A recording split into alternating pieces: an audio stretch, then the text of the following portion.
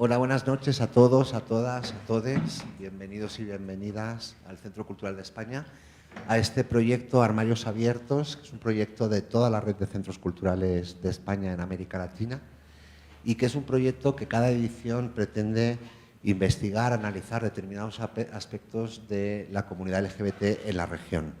Este año en todos los centros estamos trabajando la memoria histórica del colectivo, un poco con la idea de recopilar las historias en diferentes momentos de la historia, valga la redundancia, y conocer cómo ha sido en cada uno de los países. Estamos haciendo 4 conferencias, esta es la segunda, el mes pasado fue la primera, y se están haciendo en todos los países de América Latina, con la idea de que al final tengamos como una historia de la comunidad LGBT en toda América Latina y que eso desencadenará en el 2025 con exposiciones en cada uno de los países recorriendo la memoria histórica del colectivo.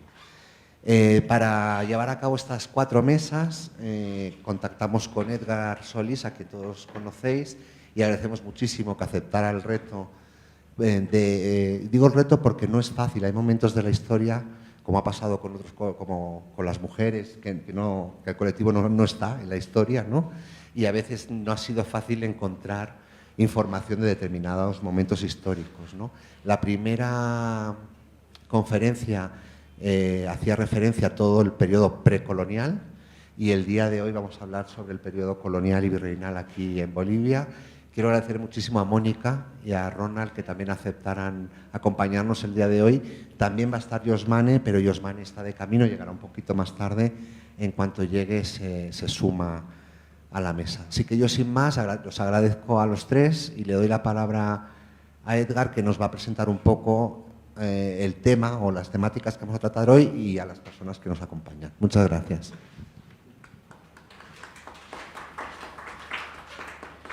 Gracias, Juan, y bueno, gracias también a todas las personas que se dan cita a este segundo conversatorio de Miradas Desobedientes, una mirada al pasado, al presente y al futuro de las luchas LGBTIQ en Bolivia. Hemos titulado este segundo encuentro, este segundo conversatorio, como Registros de sexualidades y géneros diversos y plurales en el periodo colonial y virreinal de este territorio, periodo comprendido entre los siglos XVI y XIX. Y tenemos una pequeña introducción que dice: el periodo colonial y virreinal de este territorio estaba marcado por la disputa política de mestizos y criollos en relación a la identidad española. Asimismo, el adoctrinamiento judeocristiano como parte del poder político seguía haciendo el trabajo de desplazar a las poblaciones indígenas, colocarlas en el lugar de la barbarie y asociarlas a prácticas de sexualidades aberrantes como la sodomía, según el discurso judeocristiano, y librarlas de ese pecado mediante el sometimiento religioso. El hito de este gran periodo es la consolidación del Estado-Nación boliviano, la República de Bolivia en 1825, que atiende a las revueltas independentistas de la región y que entrega el poder político a mestizos, criollos y a la Iglesia Católica, lo que repercute en la lectura de la heterosexualidad obligatoria. Esta conferencia está dirigida a mirar el alcance social y religioso del poder político español a través de sanciones disciplinarias contra las sexualidades y géneros que no se acomodan a la norma heterosexual o al género binario. Para este conversatorio tenemos 3 invitados, invitadas muy especiales. Nos encontramos con Mónica Navía, con Ronald Céspedes y Yosmane Jesús Rojas Padilla, que está en camino. Un aplauso, por favor, para nuestros invitados, nuestras invitadas. Sin más, vamos a dar inicio a las exposiciones de nuestras invitadas, nuestros invitados. Vamos a empezar con la exposición de Mónica Navía. Voy a leer la biografía de Mónica Navía. Mónica Navía es licenciada en Lengua y Literatura Hispánica, UNAM, México, especializada en Etnohistoria Andina, Facultad Latinoamericana de Ciencias Sociales de Bolivia.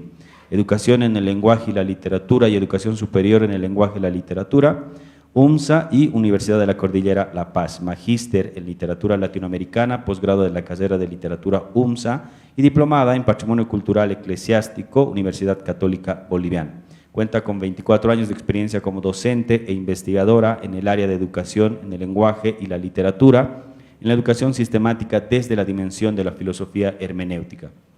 Participó en la elaboración de diseños curriculares para formación docente e investigación en el área de educación en el lenguaje y la literatura.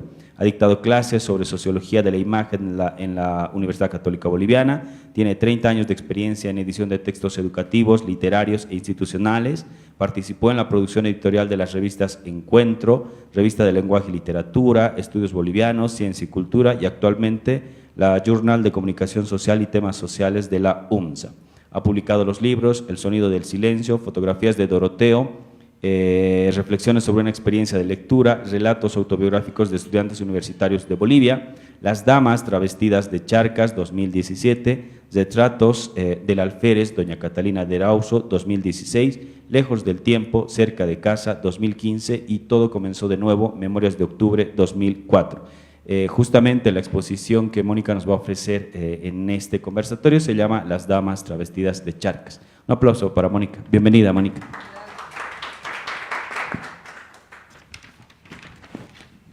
Aló. Buenas noches, muchas gracias por la invitación y es un placer otra vez estar en el Centro Cultural de España compartiendo un poco las reflexiones que tenemos varias personas académicas sobre un tema que nos parece muy importante y al que hemos llegado, como acabo de conversar con mi querido nuevo amigo, de una manera casi accidental, pero bueno, no hay nada accidental, ¿no? A veces es como señala Giovanni Papini, es un personaje en busca de autor.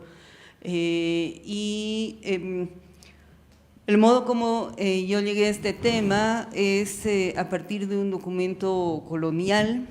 Estaba más bien persiguiendo a un español que estaba buscando el dorado en el norte del departamento de La Paz siguiendo sus huellas cuando todavía el internet estaba como comenzando a circular por ahí, encontré un informe de este soldado Recio León que se refería a una mujer travestida de varón que había recorrido los Charcas, diferentes lugares de los Charcas.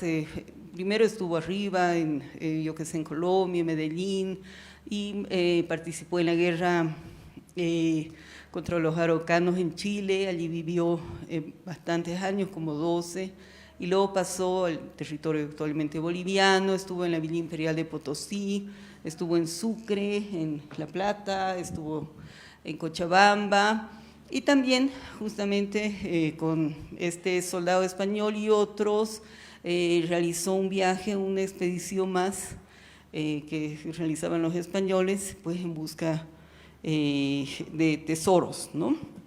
Es ahí que él la conoce, da su testimonio, y a mí me interesó esa referencia, que era una referencia casi marginal dentro de un conjunto documental. Entonces la busqué, encontré una versión medio traducida, así medio transcrita de una autobiografía, porque esta mujer vivió 20 años travestida de varón en toda esta región y fue descubierta después de 20 años, según lo que señala el testimonio, y hay una autobiografía escrita por ella, aunque es apócrifa, no hay un documento que certifique, ¿no?, que ella es la autora, y en ese documento me ha permitido un poco tratar de seguir la ruta que ella llevaba, ¿no?, en los Charcas, a partir de la revisión de nombres, de lugares y de acontecimientos históricos a los cuales ella está aludiendo, ¿no?, en su autobiografía. Pero bueno, lógicamente, pues la investigación te lleva a otro lado, ¿no?, a un nuevo lugar.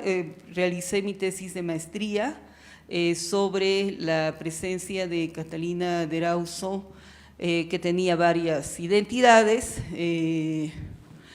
Creo que en Charcas se llamaba Alonso Díaz de Guzmán.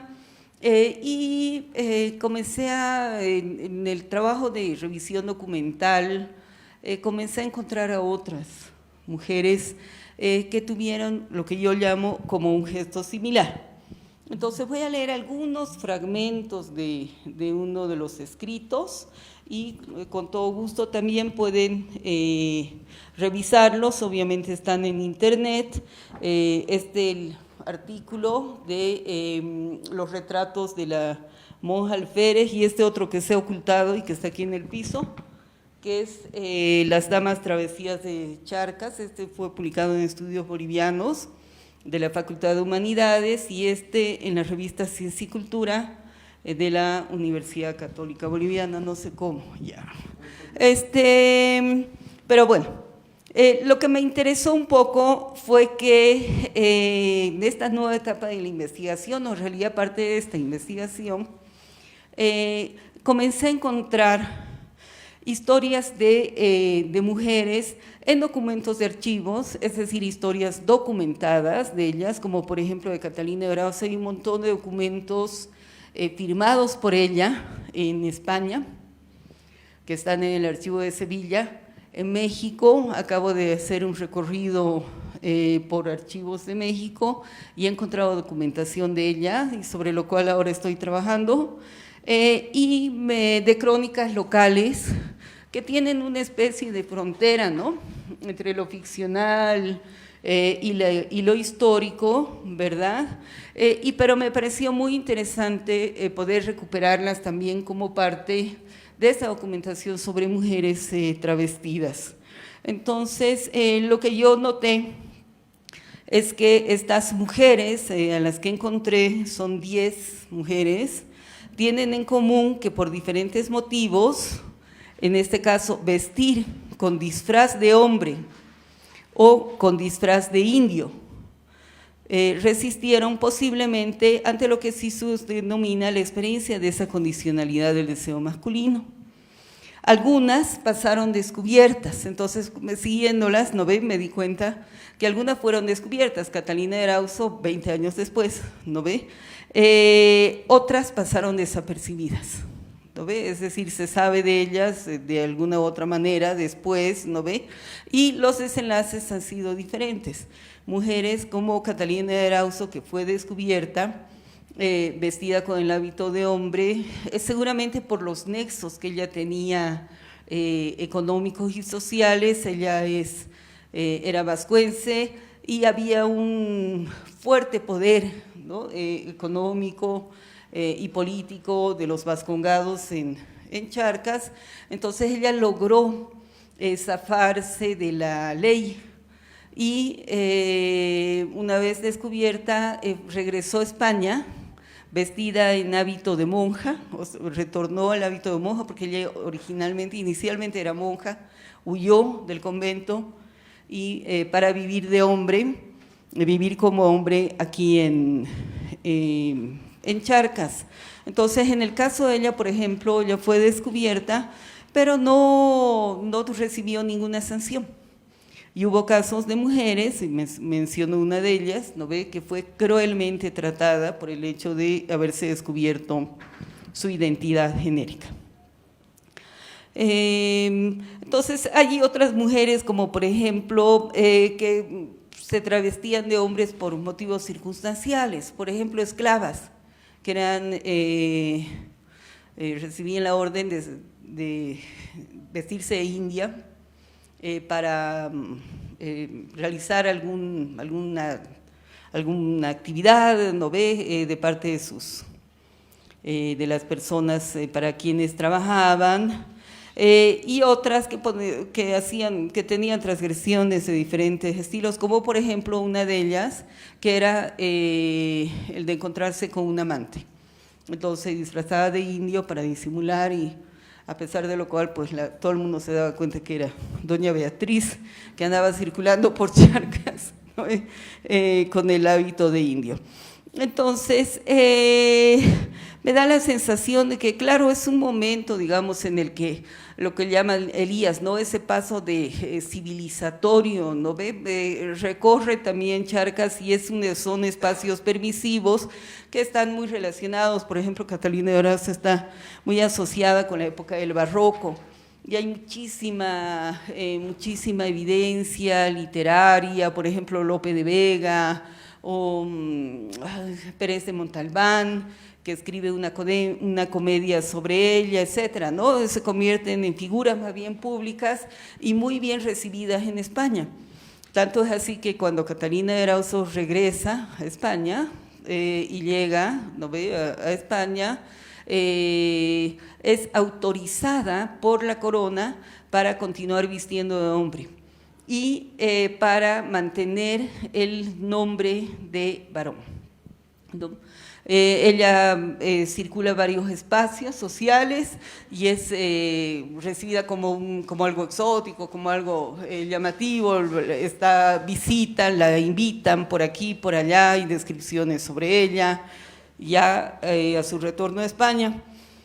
Y una vez que esta mujer que tenía inclinación a andar y ver mundo, razón por la cual se travestió de varón,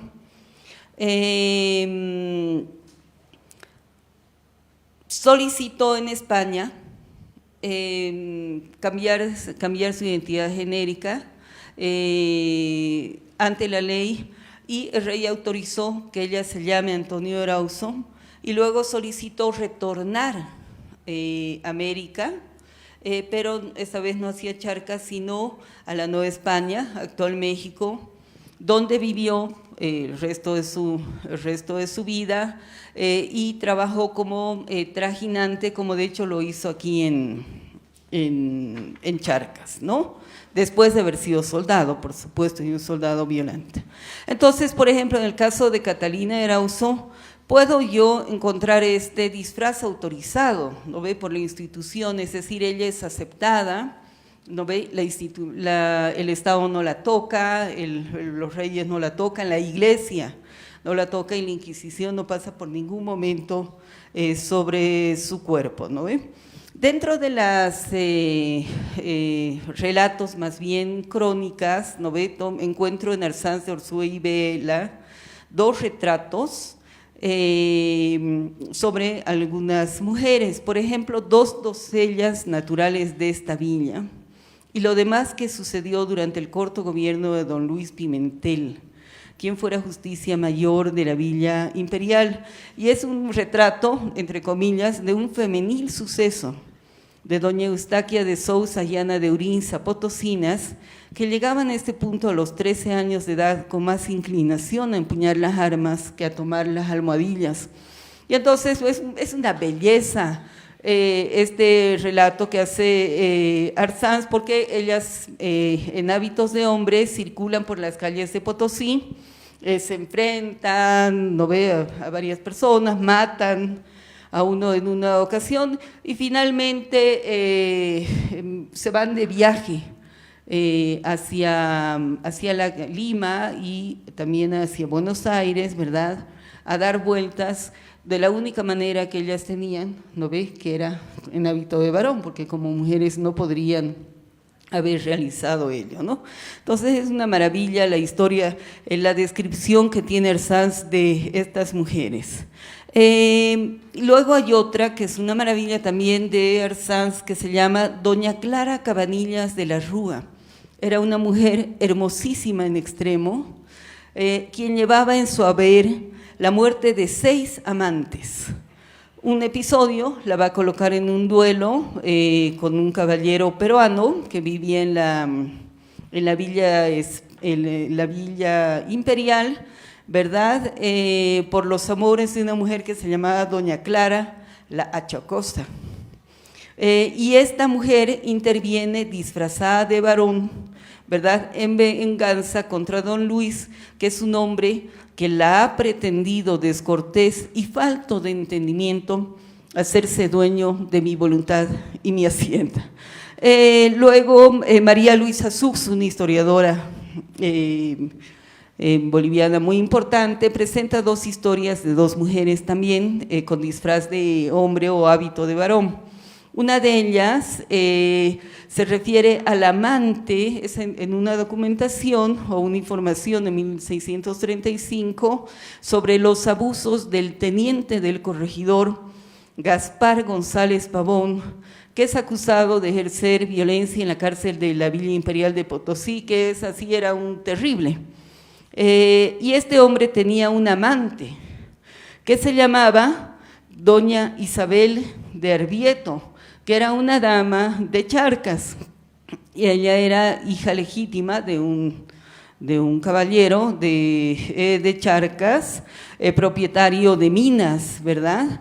Y es interesante porque este teniente ha sido denunciado, por eso se sabe de ella, porque estaba públicamente amancebado con grande escándalo, y lo ha estado desde que está el teniente con doña Isabel de Arbieto. Y es tan público esto que suelen decir cuando hablan de la susodicha comúnmente que es la tenienta, y así por esa publicidad lo sabe este testigo. Entonces dice que la gente la veía vestida de varón, ¿no ve? Y la festejaba.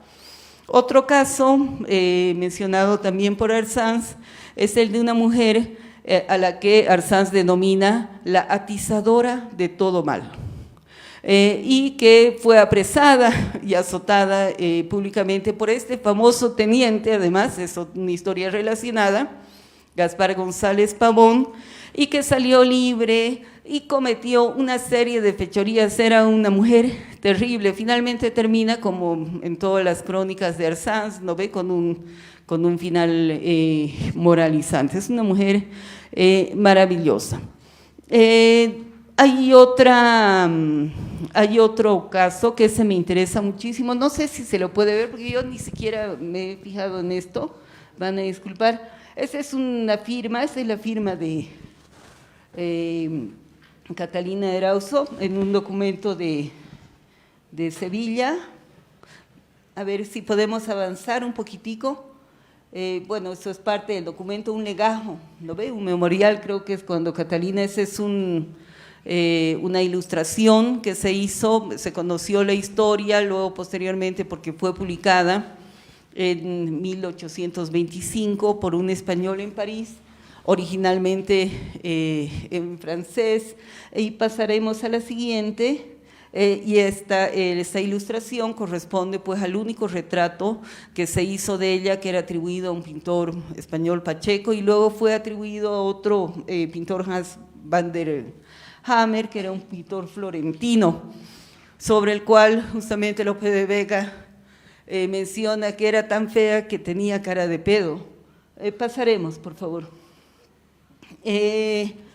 Pasaremos un poquito más adelante un poco, viendo estas son las historias, algunas de estas mujeres, ¿no? Y algunas de las referencias sobre estas mujeres. Y iremos un poco más adelante, hay una imagen, hay una fotografía.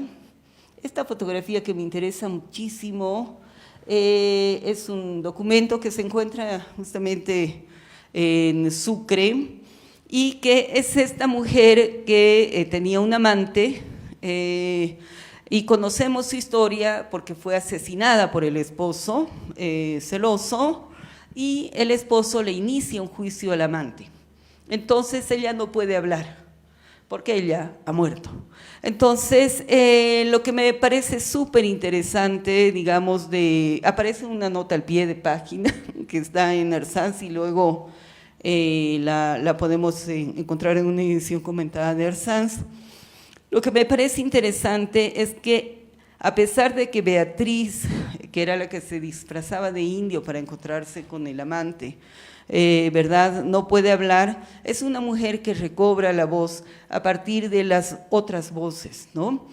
Tanto la voz del esposo que la mata, la voz del amante, y sobre todo la voz de los testigos que la han visto encontrarse con el amante, o la voz de una esclava que, por ejemplo, estaba presente cuando ella tenía encuentros sexuales con el amante, y de manera descriptiva, ¿no ve?, relata algunos de esos encuentros, y la esclava que también ha sido testigo del momento en el que ella le grita a él, no sé si es esta o en la siguiente página, a ver si hay en esta, no sé si lo llega a ver ahorita, pero hay un momento en que le dice, mátame, ¿no ve? Es la segunda línea, si pueden observar aquí, y dice 2 veces, ¿no? Ella le dice, mátame, mátame. Y a mí me llama la atención un poco el tachado de esta palabra, que no sé si ha sido una palabra repetida o una palabra en insistencia, o ha sido una palabra censurada. De todas maneras, no es la voz de ella, ¿verdad? Es la voz, de hecho, del escribano, que ha decidido elegir, por ejemplo, tachar la palabra repetida, ¿no ve? O posiblemente a solicitud de los mismos testigos, ¿no ve? Pedir que esa palabra sea silenciada.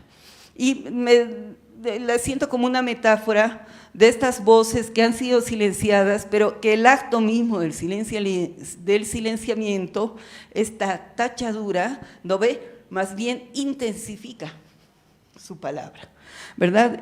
No voy a detenerme a ella porque ya creo que el tiempo me está jugando en contra y no voy a referirme, hay un análisis muy interesante, lo pueden ver en el artículo sobre las damas travesías de Charque, de Charcas, y quería referirme también a otra mujer que es María Ita, pero sobre ella va a hablar mi querido compañero, y es una historia fascinante de los últimos años de la colonia, lo guardo, y ya usted, compañero, podrá leer mi lectura en el artículo, y yo tendré el gusto de leer la tuya en este momento, ¿no? En los últimos, entonces, tenemos mujeres disfrazadas de varón, ¿verdad? Mujeres disfrazadas de indio, disfraces descubiertos, disfraces no descubiertos, ¿no ve? Y desde diferentes puntos de enunciación, ¿no? Desde la crónica, que es una semejanza entre la literatura y la historia,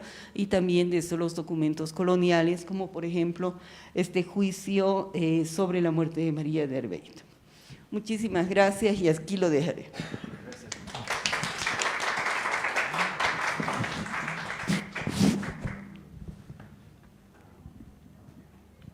Ha llegado yo. Gracias, Mónica Navía, por esta exposición. Vamos a anotar algunas preguntas, igual si el público tiene algunas preguntitas que hacer, vamos a hacerlas al final del conversatorio. Si está Yosmane, te invitamos a pasar a la testera. No.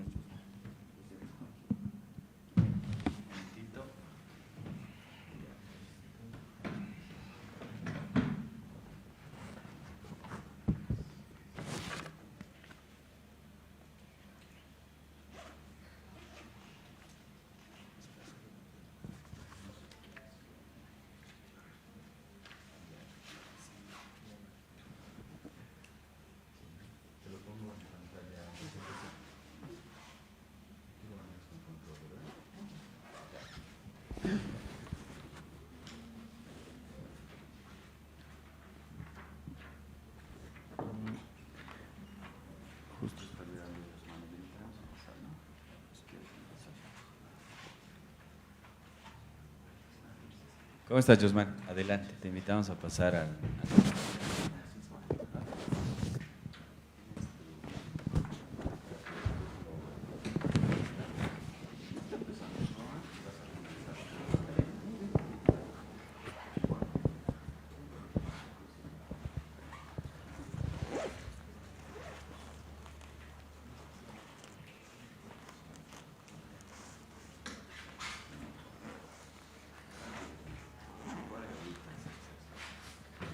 Bienvenido, Yosmane Rojas, es historiador, también lo vamos a escuchar al compañero.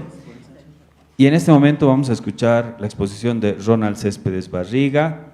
Tiene estudios en filosofía, sociología y derecho. Actualmente es candidato a doctor en sociología en la Pontificia Universidad Católica de Argentina, magíster en derechos humanos en la administración de justicia y diplomado en geopolítica, diversidad sexual y derechos humanos. Actualmente es delegado defensorial adjunto para la protección de derechos humanos, generacionales, género y diversidades de la Defensoría del Pueblo de Bolivia.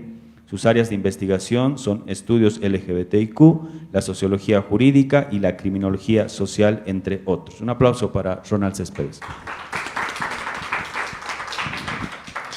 Tengan ustedes una muy buena noche, un saludo cordial en esta jornada. algo intensa para la Defensoría del Pueblo, les debo de decir, porque estamos ya desde el domingo con el seguimiento de la conflictividad que se está registrando en el país, y de hecho ayer me tuve que ir a enfrentar con un grupo de gandallas que estaban agrediendo a un grupo de personas que estaban haciendo una demostración de protesta pacífica. Pero bueno, ese no es el objetivo de este evento, pero quería situar el contexto de lo que voy a hablar a continuación. Acepté la invitación de Edgar de participar en estos conversatorios porque es muy importante para quienes somos gays, son lesbianas, bisexuales, transexuales, transgéneros, la procura de recuperar nuestra larga historia y memoria colectiva. Una larga historia colectiva que muchas veces ha sido truncada por razones diversas que tienen que ver con un orden mundial que en su momento procuró la extirpación de cualquier práctica sexual y de género que fuese anómala a los códigos legislativos de la época. De manera tal que para quienes somos parte de la población LGBTIQ+, estos momentos de historia son importantes porque nos permiten recuperar esa larga memoria colectiva presente en diversos textos y documentos. Dada mi formación en Derecho y Sociología, he querido concentrarme en una reflexión sociojurídica de un juicio muy interesante de finales de la Real Audiencia de Charcas, que se da aproximadamente entre 1803 a 1805. Habría que considerar, sin embargo, algunos parámetros de contexto institucional para la época. Como ustedes quizás lo sepan, o no, para 1559 se crea la Real Audiencia de Charcas y esta tendrá un funcionamiento hasta 1825, que coincide justamente con el inicio de la República de Bolivia a través del texto fundacional el 6 de agosto de ese año. Pero entendamos qué es el dominio jurídico de la Real Audiencia de Charcas. Por un lado, la jurisdicción de la Real Audiencia de Charcas ha de administrar la justicia en grado de apelación, lo que hoy llamaríamos casación en derecho, y además también hace una administración de la justicia en primera instancia, tribunales de primera instancia que hasta el día de hoy se mantiene. Pero además trata de asuntos gubernativos propios de la audiencia. Y paralelamente a 1559 se da otro momento importante para la historia de esta tierra. Me refiero a la creación del Obispado de Charcas, La Plata, que será de 1552 y posteriormente, para 1609, se constituirá o será elevada al rango de arquidiócesis. Y también no es menor que para 1624 se creará la Universidad Mayor Real y Pontificia de San Francisco Javier de Chuquisaca, que recientemente, el pasado 27 de marzo, celebramos, dado que estudié en esa universidad, 400 años de creación en la historia de Bolivia. Esto, alguien preguntará, ¿por qué me trae a colación? Porque justamente cuando vamos a abordar el juicio penal de Antonio Ita, van a intervenir estos tres actores en diferentes momentos hasta lo que a continuación van a ver.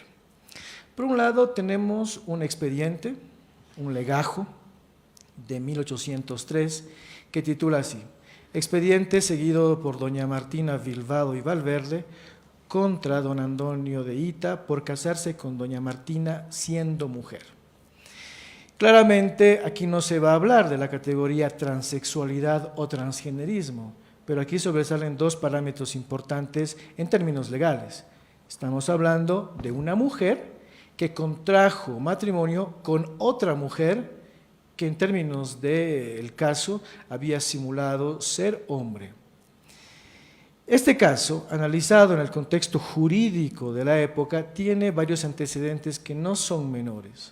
Por un lado, tenemos la pragmática de los reyes Isabel y Fernando de 1497 y luego tenemos la segunda pragmática de Felipe II de 1592. Entonces, ¿qué pasa en el sentido jurídico de finales de la colonia para el caso de estas tierras? Básicamente, que tanto las dos pragmáticas que habían establecido los reyes Fernando e Isabel, como la segunda pragmática de Felipe II, habían establecido una regulación jurídica sobre tanto la sexualidad, las formas de vestimenta y comportamiento de los ciudadanos, tanto en España como en los reinos de Indias.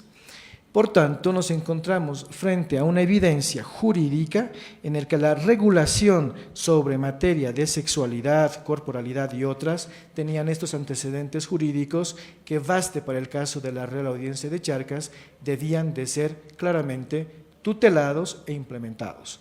La Real Audiencia de Charcas, como ven entre sus atribuciones, que era espacios de juzgamiento de primera instancia y además de apelación, no podía pues desenmarcarse de la regulación que había establecido la propia corona sobre estos parámetros en el contexto de los reinos de Indias. Por esa razón es que cuando vemos el expediente de la señora Martina Bilbado y Valverde, que demanda a Antonio de Hita, su esposo, por haberse contraído como mujer, señala algo que me parece muy interesante, y permítame por favor leer el texto de este legajo. Ella señala que hace más de 4 años que en la villa de Potosí contraje matrimonio con don Antonio de Hita, natural de los reinos de España, bajo la buena fe y creencia de que era varón, porque estaba con el traje de tal. Pero con el discurso del tiempo se ha llegado a esclarecer que en realidad era mujer vestida de hombre por un conjunto de señales evidentes, cuales son menstruar cada mes, hacer aguas del mismo modo y forma que las mujeres, y en una palabra, por no haber consumado conmigo el supuesto matrimonio con el pretexto de que tenía hecho el voto de castidad. De aquí provenía que casi siempre dormía separado del lecho conyugal, y cuando lo hacía en mi consorcio tenía la precaución de ponerse calzoncillos y otras muchas que el pudonor no permite individualizar. Aquí subyacen 2 elementos importantes que luego en el legajo se van a corroborar. Doña Martina Bilbado y Valverde contrae matrimonio, en efecto, con don Antonio de Hita, pero para la época el tipo de matrimonio que tenía preeminencia sobre el ámbito civil era el matrimonio religioso. Y de hecho, doña Martina Bilbado y Valverde solicitará a los magistrados de la Real Audiencia de Charcas más adelante que se pueda emitir las correspondientes decretos jurisprudenciales para que también ella, en uso de sus facultades jurídicas, anule el matrimonio religioso que había contraído con don Antonio de Hita en la villa de Potosí. Por tanto, creo que aquí nos encontramos también frente al primer matrimonio religioso, de lo que yo tenga constancia, de una persona transgénero con otra cisgénero. Subyace otra segunda regulación jurídica. Señala ella que no había logrado consumar el supuesto matrimonio. Para la regulación jurídica de la época, consumar el matrimonio en términos heterosexuales implicaba la penetración vaginal. Por tanto, doña Martina Bilbado y Valverde invoca también esa ofensa contra su condición de mujer, porque no había consumado, es decir, no había tenido relaciones sexuales con don Antonio de Hita, y por tanto no se había consumado tal matrimonio. De hecho, el derecho canónico de la época, que hasta el día de hoy, baste decir, se mantiene, señala de que una de las causales de nulidad matrimonial en materia religiosa dentro de la jurisdicción del derecho canónico católico es cuando el matrimonio no se llega a consumar. Esa regulación, que data del periodo colonial y mucho más antes, todavía pervive hasta el siglo XXI en el derecho canónico de la regulación católica. Por esa razón es que en algún momento en Sucre me gustaba acompañar al abogado canónico del arzobispado de Sucre, porque hay todavía hasta el día de hoy casos que se están dirimiendo de más de 20 años, incluso les debo de decir, si en efecto consumó o no el matrimonio porque fue penetrada o no la esposa. Asimismo, otro elemento que subyace en el contexto jurídico del caso de Antonio de Ita y de la señora Martina Vilvaldo tiene que ver con la simulación que invoca la señora Martina Vilvaldo respecto a que don Antonio de Ita hubiera cometido un acto de simulación o disfrazamiento de su condición de tal siendo mujer. Y además, miren lo que dice ella en su propio testimonio. Bien veo que la demanda de nulidad de matrimonio la debo entablar ante lo eclesiástico. Lo que les decía, había contraído matrimonio religioso.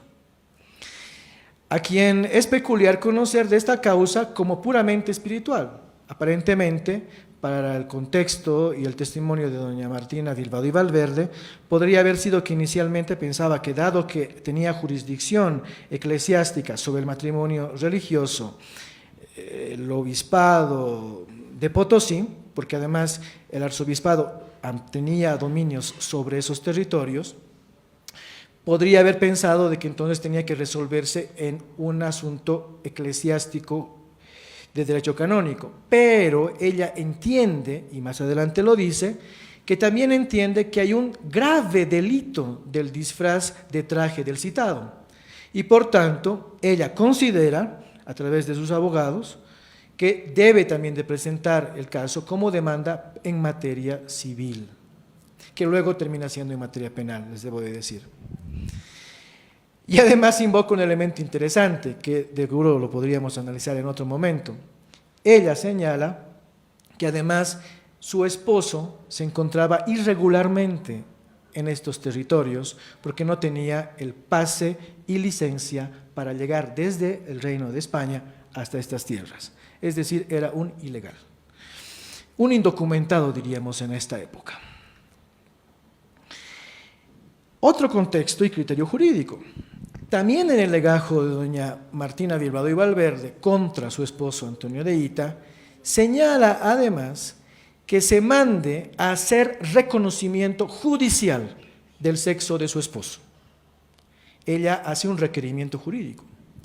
Solicita, para la época eran procuradores o llamaríamos fiscales de materia, que se ordene hacer una revisión médica por vía judicial, con orden judicial, a su esposo, para certificar por vía judicial que Antonio de Ita era mujer.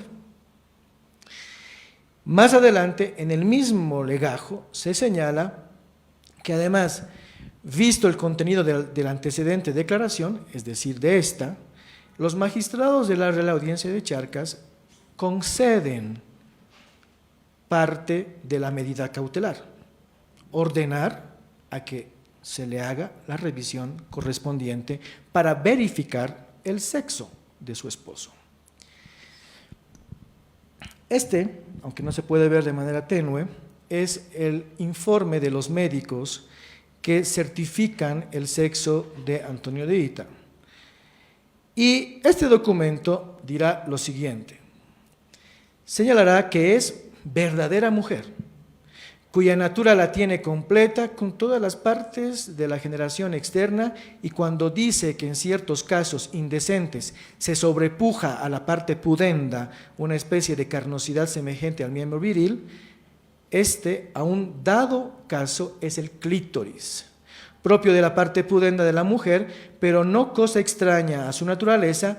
Bien es que los certificantes, es decir, los médicos forenses, certificantes, han visto en la acción, no la han visto en la acción que dice, es decir, no han visto que ella en efecto sea hombre, porque no tenía pene, testículos y toda la corporalidad de lo que se esperase de un hombre.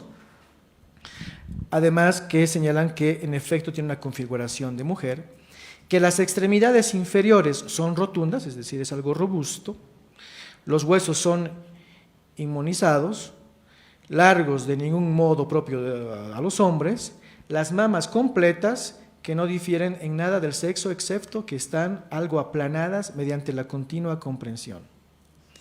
Fuera de todo, él asegura haber tenido menstruación constante. Aquí hay otros elementos jurídicos que son importantes revelar. Por un lado, se está hablando de un momento en el que médicos forenses hacen una evaluación médica del cuerpo de Antonio de Hita. Pero fíjense lo que subyace entre líneas de este informe médico-jurídico. Obligan a Antonio de Hita a estar desnudo. ¿Se imaginan la escena? Antonio de Hita desnudo en una sala y un grupo de varones palpando, tocando el cuerpo de Antonio de Hita para verificar si en efecto es hombre o mujer. Por esa razón dice que incluso se puede interpretar en esta parte que llegan a tocar hasta sus propios senos para ver si estos son regulares y cumplían con el condicionamiento de su condición legal de mujer. Pero además hay otro elemento que es importante para el caso de este informe médico forense. Lo que señala es que al hacer la certificación de que en efecto es mujer, se establece una nueva condición jurídica de Antonio de Hita. Ha cometido un delito. Por tanto, el caso ya no pasa de materia civil únicamente, sino pasa a materia penal.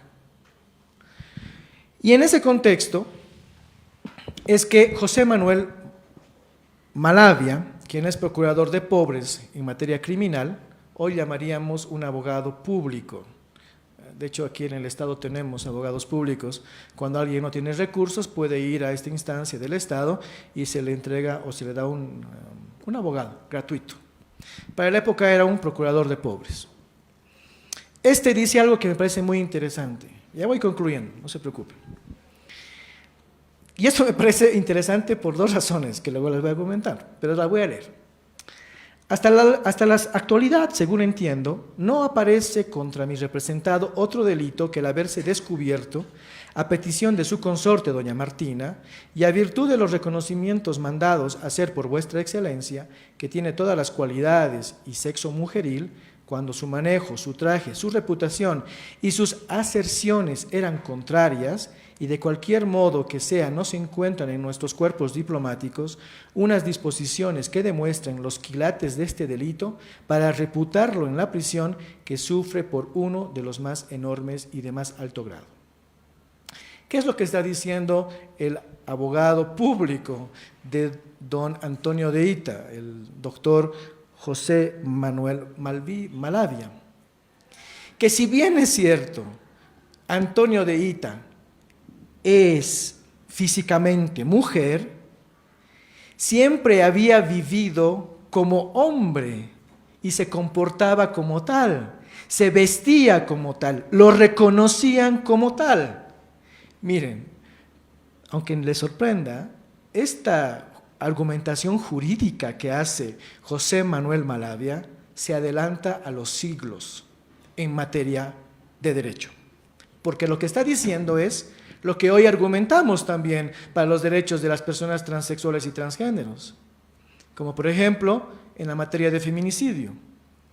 Recientemente tuve un debate con un grupo de abogados y de la Fiscalía que decían que si hubiera un caso de de privación de vida, para no entrar en materia penal, de privación de vida a una mujer transexual, la pregunta que hacían, ¿es o no feminicidio? Para que vean que todavía hasta el siglo XXI parte del derecho heterosexista sigue indagando si somos anormales o normales. Ellos, en su criterio, dicen, no es feminicidio. ¿Por qué? Porque en su argumento jurídico, obsoleto, les debo de decir, señalan de que no puede ser feminicidio porque el Código Penal es taxativo, solo se aplicará a la materia de feminicidio en el orden penal si la persona fuese mujer. Entonces aquí tenemos una controversia jurídica. Si la mujer a la que se le ha privado la vida, que además es transexual, no cambió su nombre, no cambió su dato de sexo, pero vivía públicamente como tal, ¿es o no es mujer? La progresividad de los derechos humanos, que seguro don José Manuel Malavia la tuvo en un momento de iluminidad, supongo, nos dice, hoy en el derecho, que aunque una mujer transgénero o transexual no hubiera cambiado su dato de sexo o su nombre, si públicamente vivía como mujer y todos la reconocían como mujer, es mujer y por tanto es feminicidio. Aplica la misma referencia en materia penal a la reflexión que hace José Manuel Malavia. Aunque don Antonio de Ita fuese mujer biológicamente, en su identidad de género es hombre, porque así se comporta, está diciendo don José Manuel Malavia. Una perla para el derecho boliviano, esa afirmación, pero que no tuvo repercusiones en el derecho boliviano hasta el año 2016, fíjense. Y aquí vienen mis conclusiones con las que yo quiero concluir. Lo que demuestra el caso penal de Antonio de Ita es que en materia de supuestas irregularidades sobre sexualidad o género, que sería un término más reciente, no es importante ni suficiente el testimonio del demandado o de la demandada. Tiene que haber una verificación forense sobre el cuerpo de la persona. Esto le sucede a Antonio de Ita. Se le somete a una pesquisa médica forense para certificar judicialmente que su testimonio no es el correcto, sino que es falso. Básicamente saltamos al siglo XXI y cuántas veces nos hemos encontrado con testimonios también que parece ser dudan del testimonio de las mujeres y hombres transexuales y transgéneros sobre su identidad de género y piden permanentemente documentos y más documentos como si la persona estuviera trastocada y trastornada. Los resabios y prejuicios que, como pueden ver en el derecho colonial, existen, se mantuvieron hasta muy entrado el siglo XXI para el caso de América Latina. Otro elemento. En materia de leyes respecto al Reino de España, estas son taxativas en materia de sexualidad. Para la época no existe la categoría género. Por tanto, nos encontramos ante un derecho claramente bimodal. Como naces, te asignan el sexo y pare de contar. No puedes alterar esa genitalidad o corporalidad más allá de tu expresión de género para la época actual. Y por tanto, si alteras en tu comportamiento físico cualquier modismo, comportamiento de vestimenta, corte de cabello u otra, salvo algunas experiencias que habría que verlas también como algo anecdótico, como en el caso de la monja Catalina de Erauso, que señala ella que tenía una licencia del Papa. También pasa para el caso de Martina y Bilbao y Valverde, que señala en el testimonio que le hagan una pesquisa de testimonio igual a don Antonio de Ita. Y ahí sobresalen dos cosas. Este caso es muy particular porque no es una mujer, es un hombre transgénero, que además en el testimonio de Antonio de Ita señala que había nacido en Colmenares, en España, que luego ingresa a un convento de las monjas agustinas y que es expulsado del convento porque había sido encontrado teniendo relaciones sexuales con otra monja. Bueno, no siento pena por la experiencia y el disfrute de Antonio, más por la monja a la que deja en el lugar. Pero además, para la época, existe evidencia de que en el caso de la Real Audiencia de Charcas, me refiero a Sucre, de donde vengo, sí se acostumbraba quemar a sodomitas. De hecho, hay un testimonio que también cuenta con su legajo, de 1639, de un noble español que es acusado por sodomía por haber tenido relaciones sexuales, dice el legajo, con su esclavo que es negro y feo. Yo no sé al letrado por qué le interesaba tanto la afirmación de que además era feo, el negro. Esto me parece jocoso, les lo debo de decir. ¿Y si no hubiera sido así? y si hubiera sido como el sirviente de don José María de Chica da Silva, muy corpulento y hermoso, ¿hubiera sido diferente el testimonio del letrado? Lo dejo entre paréntesis. Lo otro, señala que los delitos en materia de sexo y género van a ser juzgados por 3 poderes, y eso es lo que les decía al inicio. El poder civil, la Real Audiencia de Charcas.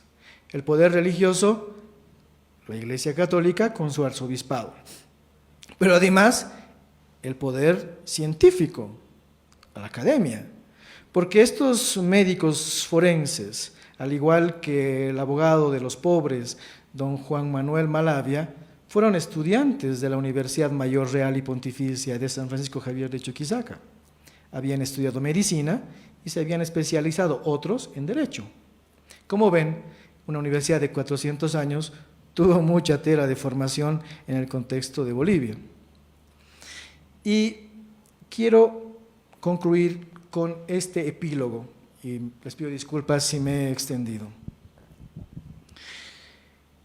Para 1825, el 6 de agosto, se fundará Bolivia. Un año después, en 1826, tendremos la primera constitución política de la República de Bolivia. Si bien es cierto que a diferencia del Perú, para el momento ya Bolivia y Perú, 2 realidades diferentes, Bolivia nunca tuvo en materia penal leyes que criminalicen la homosexualidad, a diferencia del Perú, que en 1863 incorpora en su Código Penal la criminalización de la homosexualidad. Pero en la Constitución boliviana de 1826 se incorporarán 2 artículos en la Constitución, el 18 y 19. El artículo 18 dice que se suspende la ciudadanía, entre otras causales, si la persona se encontrase procesada, es decir, juzgada.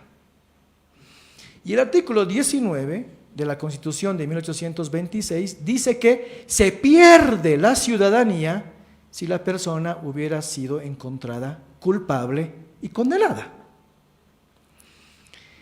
¿Qué señala la Constitución de 1826? Que entre los delitos que pueden ser materia de conocimiento de los tribunales son aquellos que atenten contra la moral y las buenas costumbres.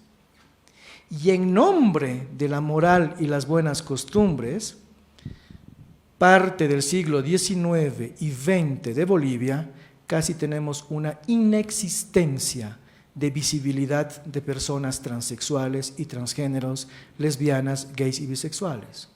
Porque claramente implicaba que al visibilizarte, alterabas el orden moral y las buenas costumbres y por tanto se te podía iniciar un juicio que te suspenda y luego te quiten la ciudadanía.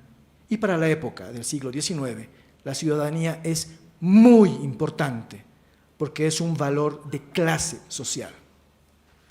Y para despedirme de esta parafernalia jurídica del derecho colonial y republicano, luego de la Segunda Guerra Mundial se elaborará el Estatuto de Roma, que incorporará diversas materias de orden del derecho internacional, crímenes de guerra, crímenes de lesa humanidad y genocidio.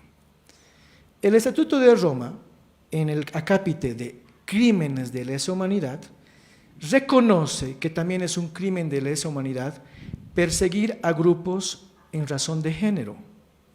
Pero dice el mismo estatuto lo siguiente, de acuerdo al parágrafo 3, hacemos scroll, vamos al parágrafo 3 y dice, entiéndase género como hombre y mujer, no otras definiciones.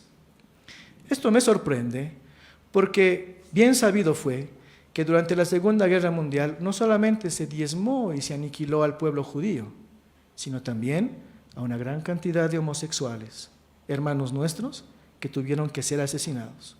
Por tanto, creo yo, en materia del derecho internacional, que historias como Antonio Ita y otros casos más son, para mi interpretación, crímenes de lesa humanidad.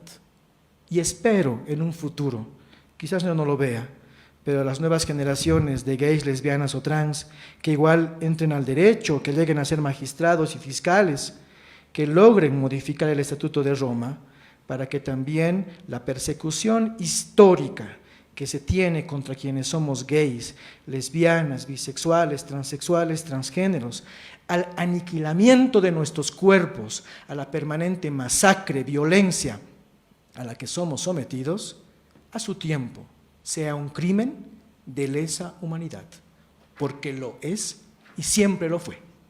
Gracias.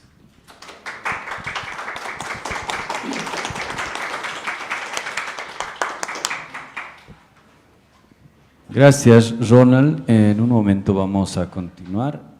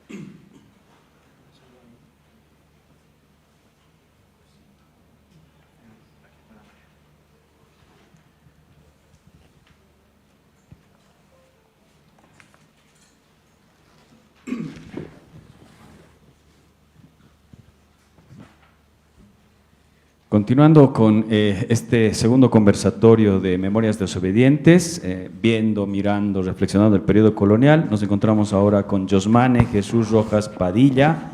Es docente universitario, investigador y archivista, licenciado en Historia, doctor en Ciencias de la Educación, Investigación e Historia, magíster en Calidad de Educación Superior, diplomado en Metodología de la Investigación Científica y Educación Superior. Trabaja como docente universitario en la Universidad Mayor de San Simón, la Universidad Policial, la Universidad Católica Boliviana, la Universidad Privada Franz Amayo y la Escuela Militar de Ingeniería.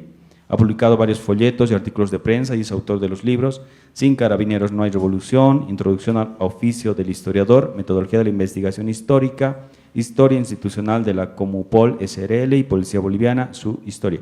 Un aplauso para Josmane Rojas Padilla. Y la exposición que nos ofrece ahora es La sexualidad durante la presencia española, análisis histórico. Adelante, Josmane. Muchas gracias por la invitación nuevamente y agradecer, ¿no?, este espacio para poder debatir estas temáticas, un poco siempre mostrando el componente histórico, que no es ni bueno ni malo. Ya eso, siempre a veces se piensa que la historia juzga, pero no, la historia no juzga, ¿no? La sociedad es la que juzga, las temporalidades son las que presentan conceptos, ideas, pensamientos, ¿no?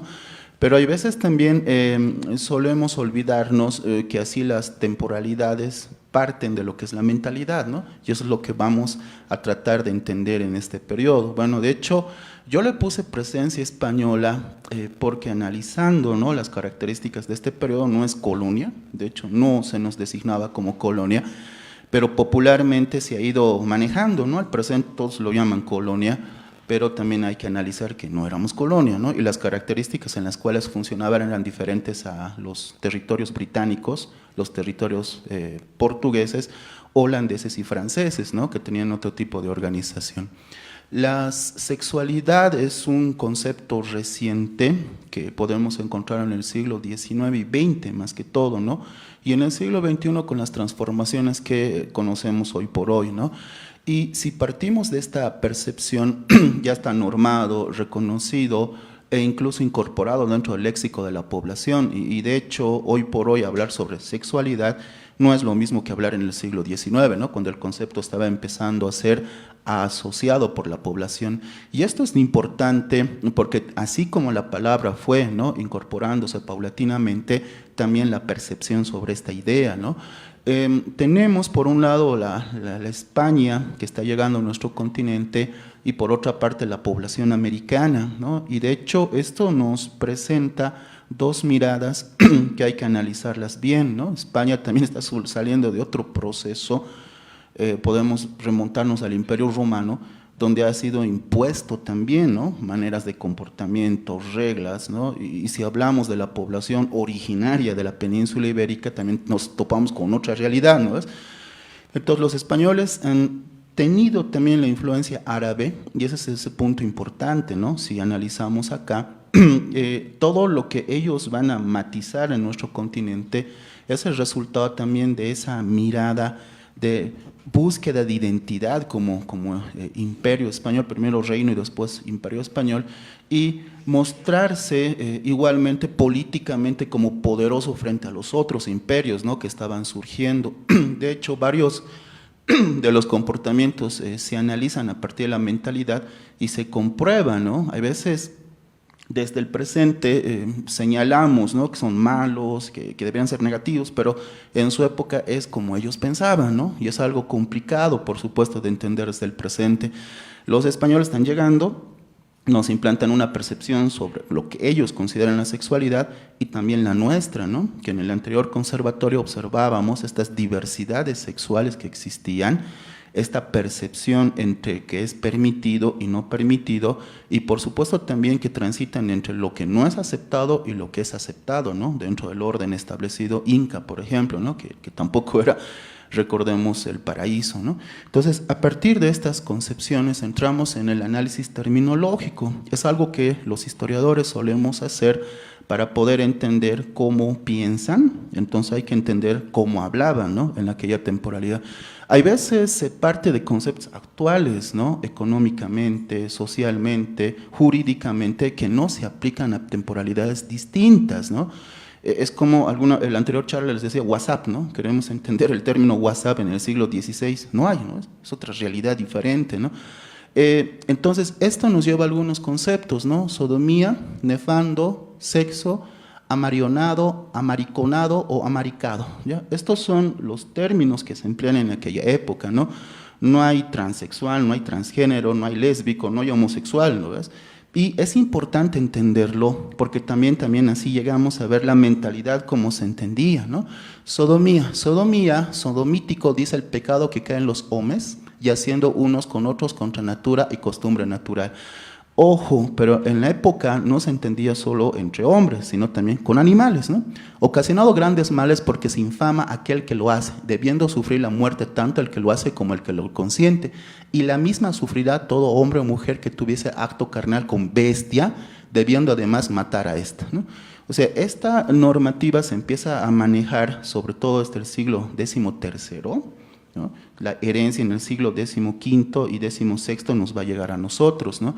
Y aquí hay que puntualizar la herencia árabe por cuanto los califatos que llegan a España con el reino de Granada incorporan una mirada diferente a las relaciones entre hombres con hombres, ¿no? Que se practicaba dentro del reino de Granada y que los españoles también incorporaban. Entonces, estamos hablando de una España que está queriendo incorporar, ¿no? En este caso, la unidad dentro de sus territorios y que tiene que atacar algo que todavía les recuerda en este caso, a los moros, ¿no? Y es esto de las relaciones hombre con hombre, ¿no?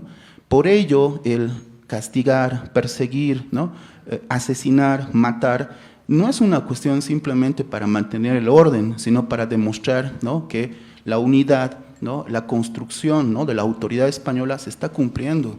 Y eso es algo que, digamos, va a irse reforzando paulatinamente, ¿no? Nefando es otra de las palabras, pero que en el siglo XVIII y XIX empieza a aparecer, no es del siglo XVI ni del XVII, ¿no? Y nefando es como cuando uno se recuerda de la ex, ¿no? O del ex, ¿no? O sea, no hay que nombrarlo, ¿no? No tenemos que nombrarlo. ¿Por qué?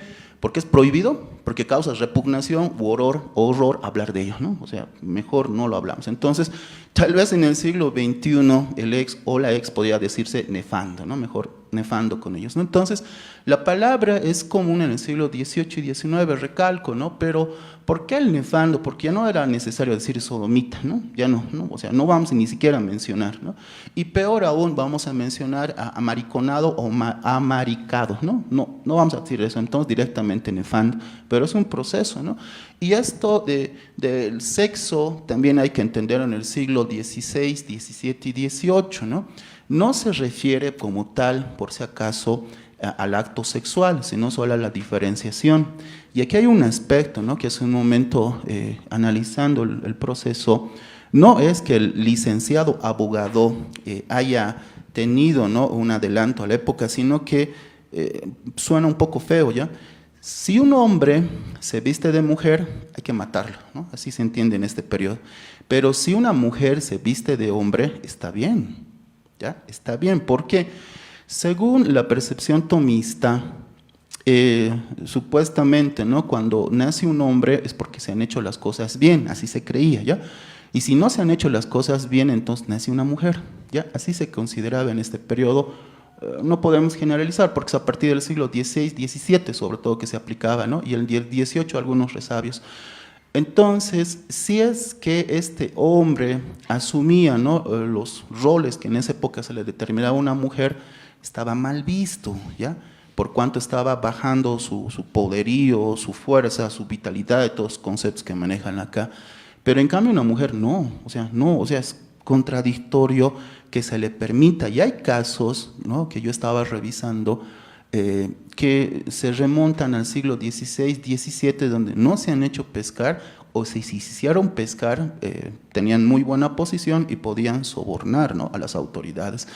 Ese es otro concepto, ¿no? La sobornabilidad de las autoridades radica sobre todo en la posición que se tiene, ¿no ves? Entonces se podía tranquilamente, ¿no?, y hacer de cuenta que nunca ha pasado. Y acá jugaba un papel bien importante, no había redes sociales, ¿no? No te podían, ¿no?, en este caso, escrachar ni nada de eso. Entonces tú te trasladabas de otra ciudad a otra ciudad, nadie te conocía, nadie, ¿no? Entonces la presencia de mujeres vestidas de hombre, ejerciendo funciones militares incluso, con alta jerarquía, era algo reconocido dentro de la percepción de la época como algo positivo, ¿ya? Claro, pero tenías que tener dinero, eso es diferente, ¿no?, y posición social. Acá encontramos al hombre, ¿no?, con una situación complicada, sodomización, ¿no?, se entiende, y aquí entramos a esto, ¿no?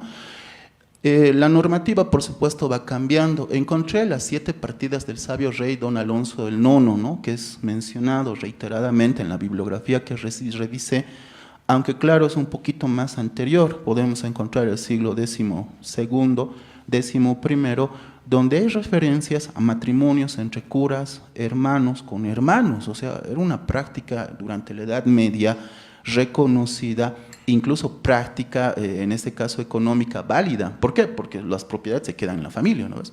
No importa si es hombre, no importa si es mujer, pero se quedan con nosotros. Entonces, ¿cuándo empieza? Y ahí es una cuestión más que jurídica, económica, ¿no? Es una cuestión en la cual la realidad radica en las posesiones, ¿no?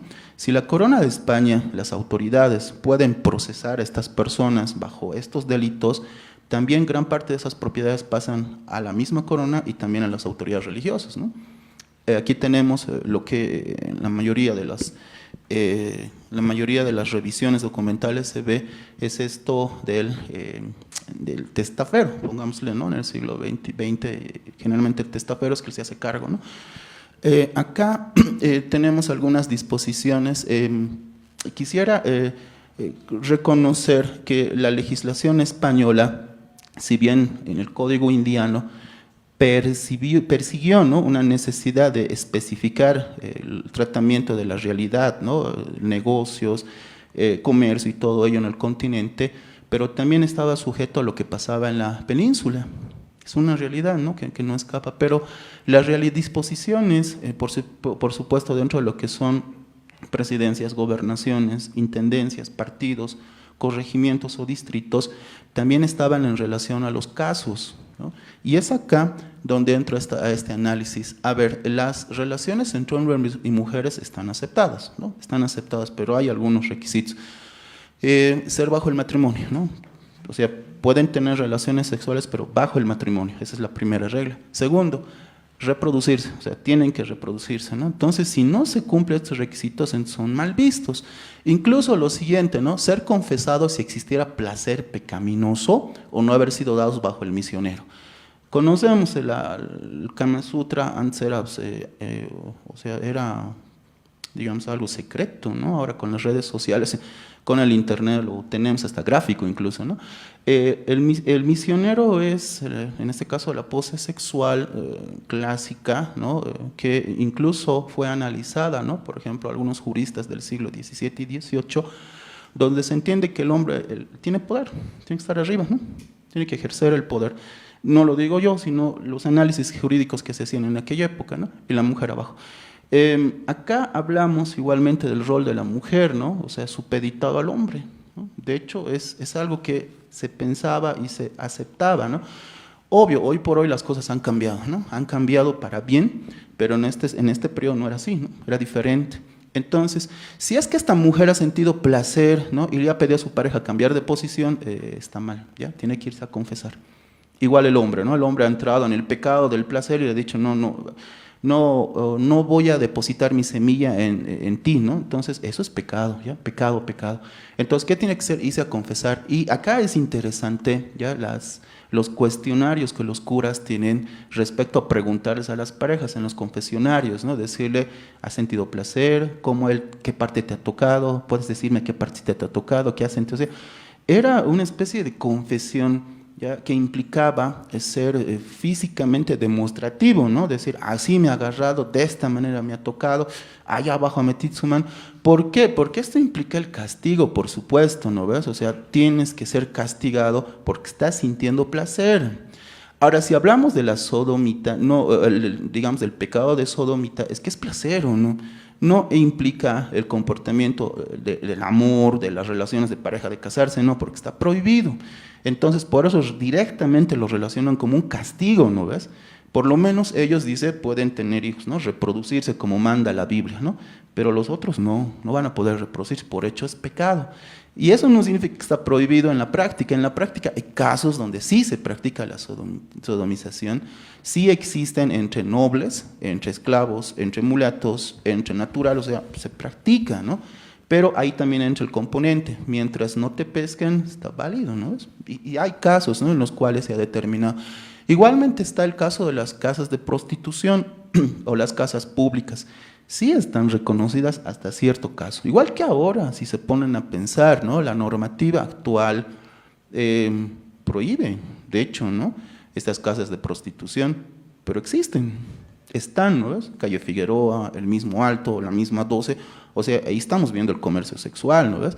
Y están funcionando a la vista de las autoridades, policía, funcionarios del Estado, ¿no? Que a veces son frecuentes en este caso en su asistencia, ¿no? Pero, o sea, funcionan, ese es el punto, ¿no? Y acá también funcionaba, pese a que se prohibía su funcionamiento, pero cumplía un rol. ¿Cuál es el rol?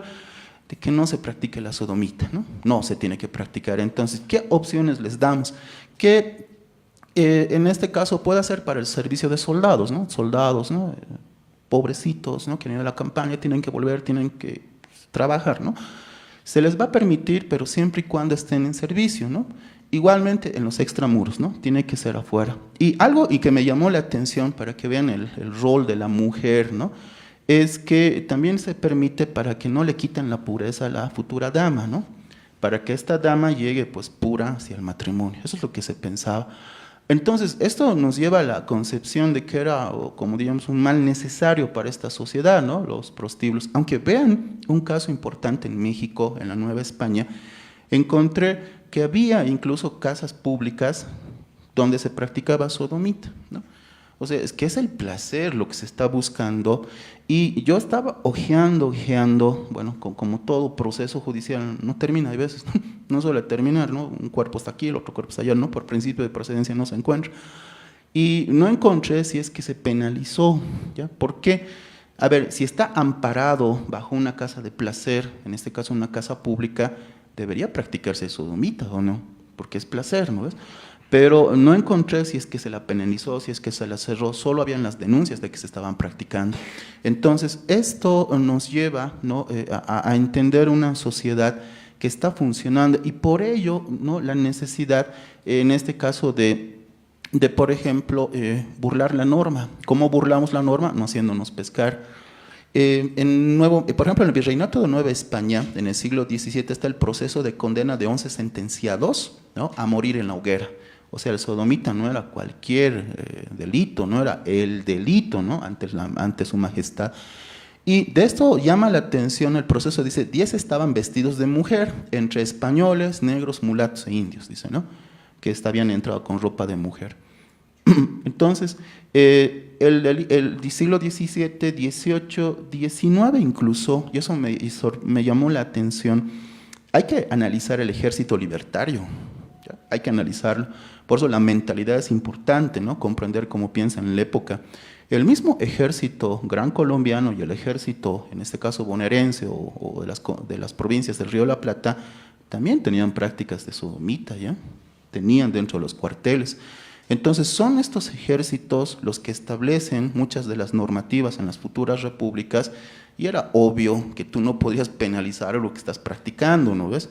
Incluso en 1825, cuando se dan las disposiciones del reglamento de gobierno, que es una especie, digamos, de documento para que funcione el Estado, entre 1825 y 26 antes de la Constitución, no estaba penalizado, ¿no?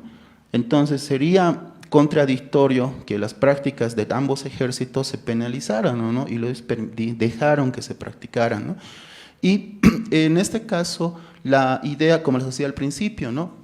La ejecución de los sentenciados se tiene que ejecutar, tiene que ser público delante de la población. Un escarnio que los sociólogos sobre todo trabajan, ¿no? Esta temática, la realidad ante la sociedad, pero que desde la mentalidad se entiende como algo necesario en un tiempo, ¿ya? Como les digo, a veces pensamos desde el presente y nos horrorizamos, ¿o no? Es la verdad, es horror ver la violación, ¿no? Hacia los derechos de la población, hacia sus creencias, pero es que pensaban de esa manera en esa época, ¿no? Y es algo de lo cual no se podían librar. Después tenemos los sacerdotes, igual, miren, los sacerdotes que estaban obligados, ¿no? a revisar, a corroborar que no se estén cumpliendo los delitos de lujuria o que hayan en este caído ante el placer o la tentación de la sodomita, también pecaban, ¿ya? Hay casos también de curas que han sido procesados porque han sucumbido al placer, decían, ¿no? Y en este caso no los salvaban y eran quemados, ¿no? Eran sí o sí quemados. Y igualmente está el caso de mujeres, aunque no hay mucha documentación, es ahí donde quería encontrar un caso específico en Charcas, pero no encontré.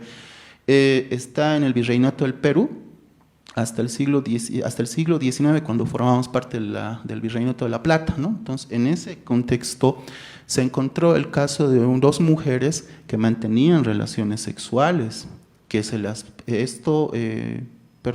es en Buenos Aires, es en Chile, ¿ya? En la capitanía de Chile. Estas dos mujeres incluso utilizaban, dice, un objeto pecaminoso, ¿ya? Que una de las mujeres lo introducía y lo frotaba con otra mujer, dice, ¿no? En pocas palabras, es un dildo, ¿no? Lo que utilizaba. Y eso estaba, como les digo, mal visto, no por el hecho que sean mujeres, sino por el hecho de que están sintiendo placer, ¿no? Y eso es lo que se castigaba. Y en el caso revisaba, y como les indicó, no es que se les procesó, sí se las castigó, se las latigó a una pública y a la otra dentro del convento, y se le obligó posteriormente a ser expulsada de la ciudad, ¿no? Entonces, lo que más sorprendió a las autoridades es que estén sintiendo placer, ¿no? Placer sobre todo. Entonces, en esta realidad vamos a encontrar que está prohibido, pero por el hecho de estar prohibido no le quita que se practique, ¿no? Se practica en la población y los casos son llamativos. Un dato interesante sobre la sexualidad: el placer no discrimina, ¿no? Entonces puede ser español, puede ser europeo, puede ser de nobleza, puede ser natural, puede ser mulato, practicaban, ¿no? Y esta realidad nos muestra que cuando nos independizamos, procuramos en algún momento mantener, con estos años, ¿no? de docencia, y en el caso de Coroico, me topaba con algunos relatos en el siglo XIX de parejas afros, ¿no? Que habían logrado mantener, ¿no? su relación entre hombres, que incluso ya entrado el siglo XX era aceptado por algunos patrones, ¿no? Pero ellos no vieron el componente moral, el componente social, ¿no? Sino ellos vieron el componente económico. Si son pareja, no se van a ir de la hacienda, ¿no ves? Van a seguir trabajando, van a seguir produciendo para mí, ¿no? Entonces los mantengo, hago de cuenta que no es nada malo y todos felices, ¿no? Entonces es una realidad que va a ir cambiando, ¿no? Y en el presente, en el siglo XXI, la situación es diferente, ¿no? Distinta. Agradezcamos, ¿no?, que hoy por hoy la población se ha ido abriendo, ¿no?, ha ido generando procesos, ¿no?, de reconocimiento, pero esto tampoco le resta el hecho de algunas personas pertenecientes a estos grupos, homosexuales, lesbianas, que sí tuvieron que vivir lo que decía el anterior expositor, que sí tuvieron que vivir en anonimato, ¿no? La verdad, ¿no?, era eso, o es el anonimato o es ser castigado y ejecutado. Bueno, muchas gracias.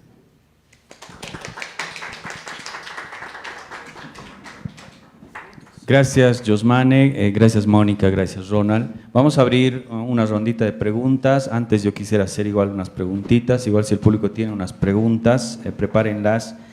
Mónica, en tu exposición sobre Antonio de Erauso, Catalina de Erauso, hay un componente bien importante que es justamente la crónica, ¿no?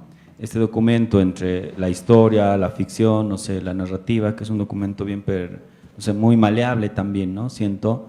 Y el dato que nos traes, ¿no?, sobre Arsán Sorsua y Vela, ¿no?, a mí me parece bien importante porque la crónica de esa época justamente tiene un componente moralizador, ya tú lo decías, ¿no?, pero también un componente, ¿no?, de reafirmación, ¿no?, de la identidad española, entre comillas. Había una preocupación por Arsán Sorsua y Vela por afirmarse como español, ¿no?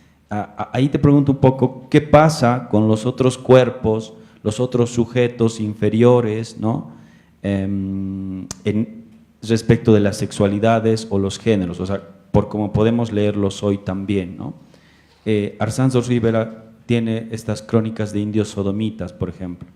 ¿Cómo se podría leer esos cuerpos de indios sodomitas, ¿no?, en relación a la de Catalina de Erauso, que básicamente era un soldado español? Documentos, las referencias a sodomitas de Arsán, me interesaría conocerlo, pero bueno, hay una mezcla entre realidad y ficción, como una cultura popular o una recreación, digamos, de un momento, pero es antojadizo, por ejemplo, sobre todo las notas a pie de página de la edición de Arsán que hace Baptista Gumucio, no me acuerdo con quién la trabaja, los va jalando, lo ve a momentos históricos. El caso de la tenienta que he mencionado, por ejemplo, es una mujer que ha sido nombrada como un personaje en el texto de Arsán, pero yo lo he encontrado en el archivo de Sucre. Si coincide, ¿verdad? Si efectivamente se trata de la misma mujer, posiblemente, ¿lo ve? Habría que hacer una investigación más profunda para establecer esa relación. Entonces, María Luisa Sus dice que se puede referir a este sujeto, y yo encuentro la referencia a esta mujer. Entonces, son personas que están situadas en momentos de la historia o de la tradición oral que va a recoger Arsán Sorsua y Vela. Entonces, me parece que eso es muy interesante porque en realidad es como pedazos, son como fragmentos, lo que llamaría Ricoeur, un poco esos pedazos de la historia, esas voces inaudibles que comienzan a aparecer, digamos, de manera fragmentaria en este documento.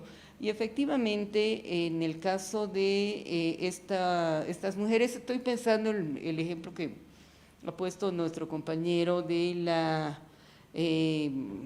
modo como ella ha sido revisada por estos funcionarios españoles, ¿verdad?, para reconocer su identidad, en realidad, ¿no ve?, sexual. En el caso de María Hita, ha sido revisada por la institución, digamos, el Estado, ¿no ve?, que está normando y que decide y que la esculca y que la identifica y la reconoce como mujer. Pero ahí está el tema también del lugar social, porque en el caso de Erauzzo, ella fue revisada, ¿verdad? Pero fue revisada por un grupo de matronas, ¿no ve? Y fue de hecho una revisión consensuada. ¿No ve? No consensuada exactamente, pero digamos, a ella le convenía que la revisen y verifiquen que efectivamente no que era mujer, porque ya la habían reconocido que era mujer, sino que era virgen, ¿no ve? Con el objetivo de que ella pueda regresar a España. Entonces, por ejemplo, el tratamiento del cuerpo es también un tratamiento político y es un tratamiento social, ¿lo ve? Es decir, si eres una persona que estás en un rango social más precario o con menos contacto, con menos capital social, ¿verdad? Estás más sujeto y más vulnerable, por ejemplo, a ser quemado en la hoguera, que eso sucedió en Perú, ¿no ve? O a ser condenado, como en el caso de María Hita, que fue cruelmente tratada al ser descubierta como mujer, a diferencia de Catalina de Erauzzo, que más bien recibió honores, ¿no? Entonces creo que ahí hay una frontera también social en el modo como los cuerpos son tratados. Gracias. Gracias, Mónica, por esta reflexión también. Ronald, sobre este caso que nos presentas, el juicio a Antonio de Hita, y que tú lo nombras como un cuerpo transgénero, ¿no? Desde hoy podemos leerlo como un cuerpo transexual también, ¿no? Me parece bien importante esta precisión que haces, ¿no? Sobre la identidad de género, ¿no? Tú planteas que hay una suerte de reconocimiento social de ese cuerpo viviendo en el género masculino, ¿no? Que se enfrenta, claro, al poder, a la moral, al juicio judio-cristiano de la época. Y yo me preguntaba en ese momento, ¿no? ¿Qué pasa con el imaginario social, ¿no? Hay una sociedad boliviana, ¿no? Y latinoamericana que no se ha como quitado el juicio social sobre un cuerpo trans, ¿no? O sea, hoy en pleno siglo XXI, un cuerpo trans, ¿no? Mujer, varón, en la calle es un cuerpo problemático porque es sujeto a un juicio permanente, ¿no? Y claro, es como volver a la época colonial, por lo que nos hablas en este caso, ¿no? Hay un juicio, ¿no? Hay un permanente cuestionamiento y sancionamiento también a ese cuerpo. ¿Cómo podemos leer, digamos, este siglo, ¿no? Este periodo, el periodo colonial y la actualidad hoy de los cuerpos trans, ¿no? Hoy que hay una ley 807, por ejemplo? Lo respondería con 5 puntos. Lo primero, el movimiento lésbico, gay, bisexual, transexual, transgénero de Sucre, antes de que me venga acá la Defensoría del Pueblo, hemos proyectado para el año 25 que se le haga públicamente un desagravio a Antonio de Hita por parte de la ciudadanía local de Sucre. De hecho, estamos pensando para el año 2025 poner una plaqueta de recuerdo a Antonio de Hita en el lugar donde fue privado de libertad, que hoy es el edificio de la alcaldía de Sucre. ¿Por qué es importante este primer elemento? Porque tenemos los hombres gays, las mujeres lesbianas, bisexuales, trans, a recuperar nuestra historia. Y a nuestros antepasados, a los que la pasaron terriblemente en su vida. Tenemos ese derecho.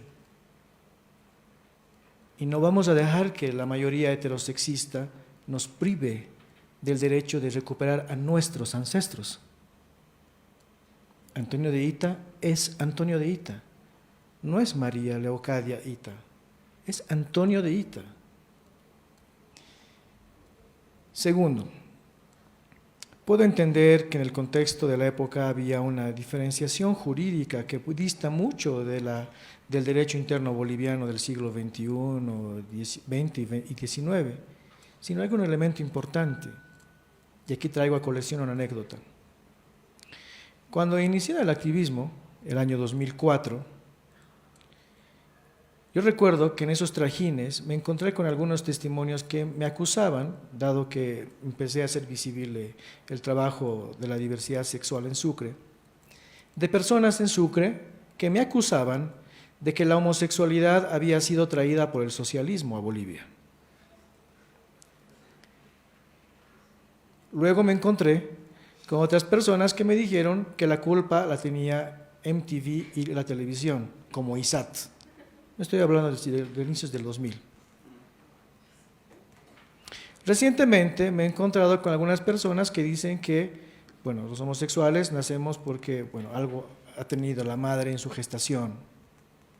Otros por lo que comemos, pollo, Coca-Cola.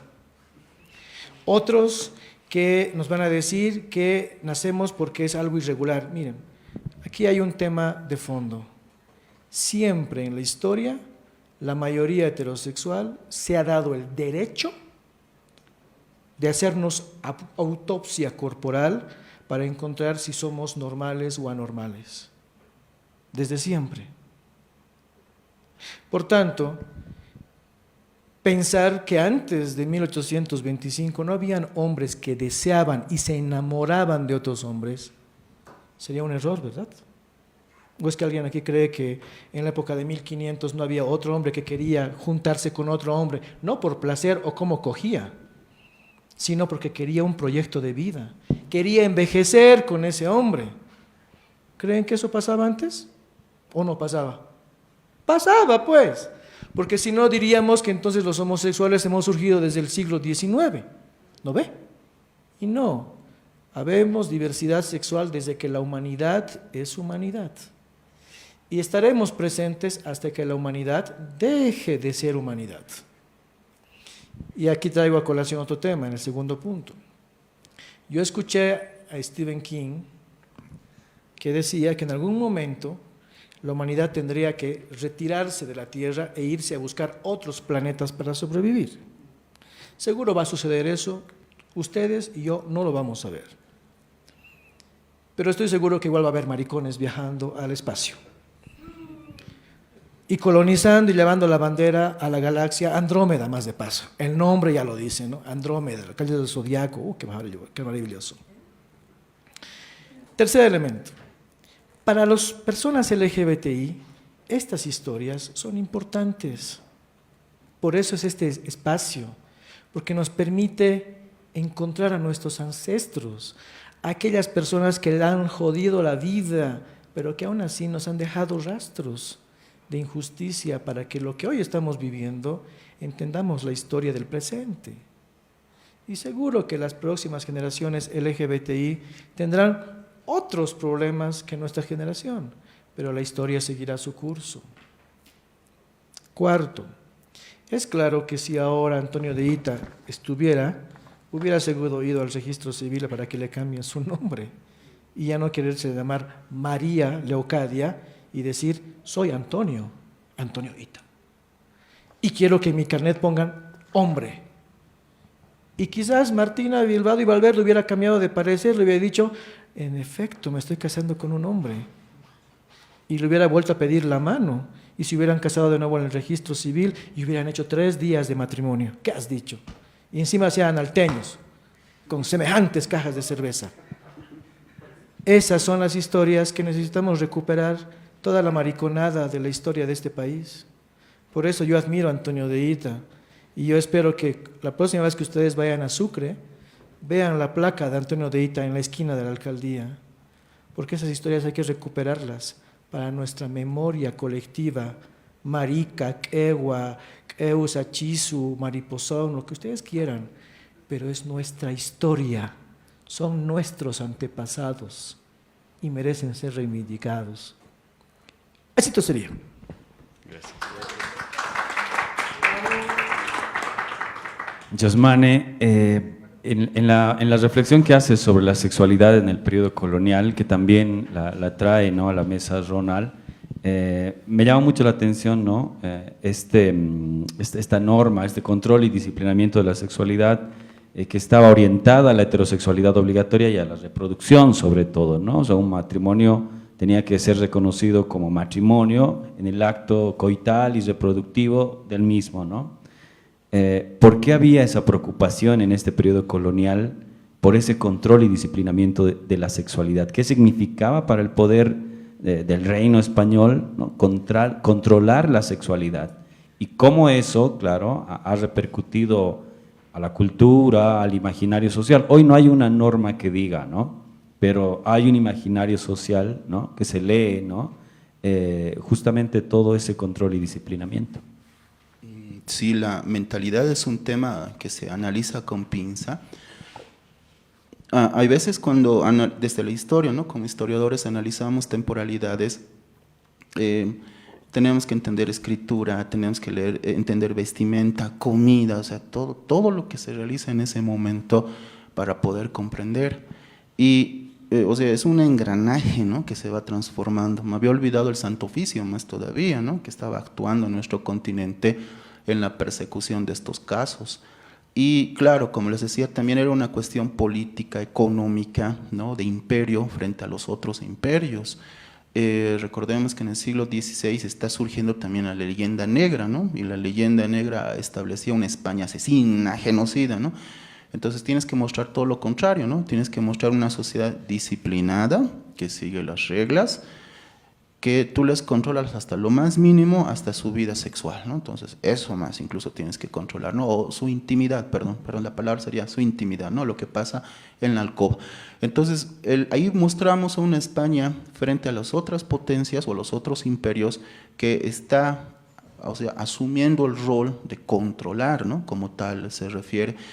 Y tal vez comparar con el caso británico, donde sí hay las relaciones, en las colonias británicas, donde sí hay las relaciones entre personas del mismo sexo, que sí hay parejas, incluso reconocidas.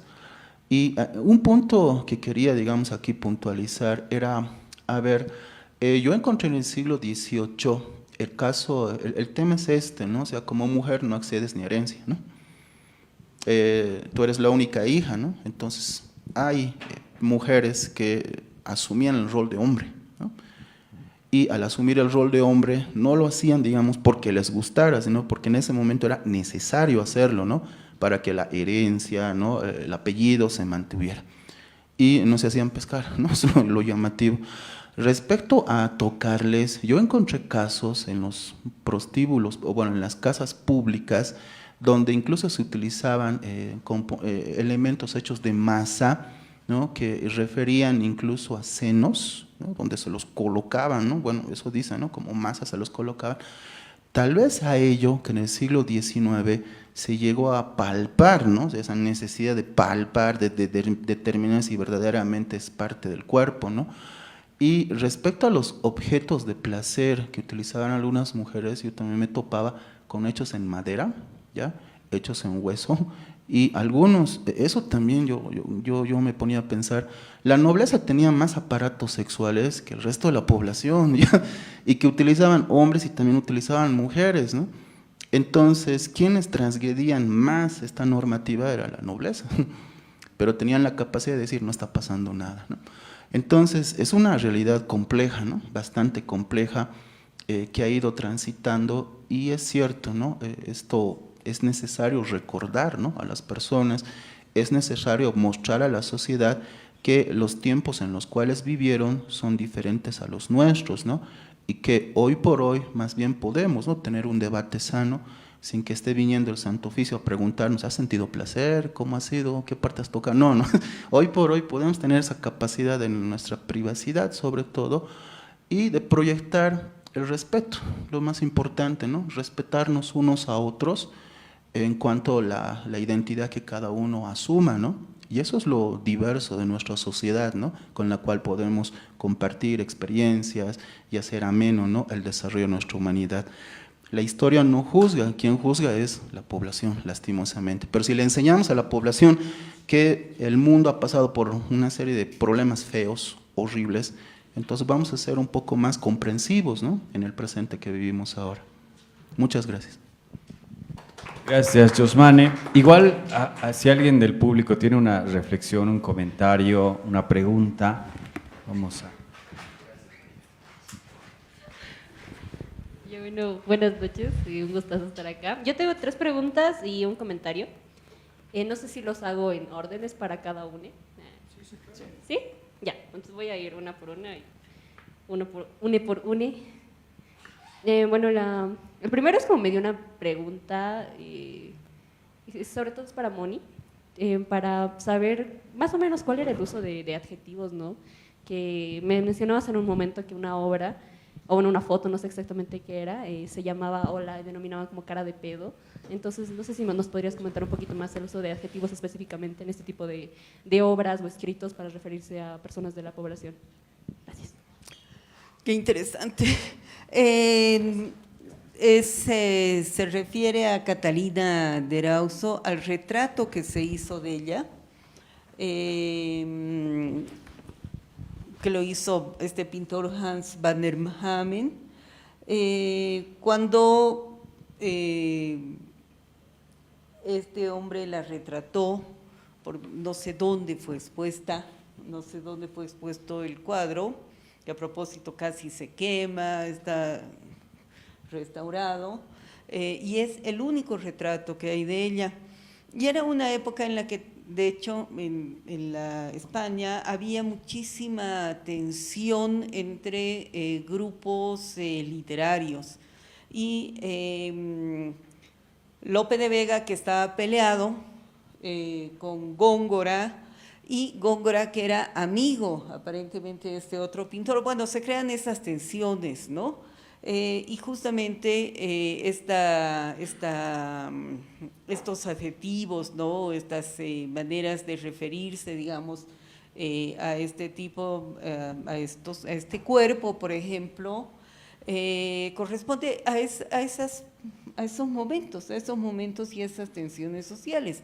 Pero cuando Catalina de Erauso llega a España, parece que junto a su llegada, o es posible que incluso antes de su llegada, un dramaturgo español compuso una obra de teatro en la que hace una reconstrucción de la autobiografía, una reescritura de la autobiografía.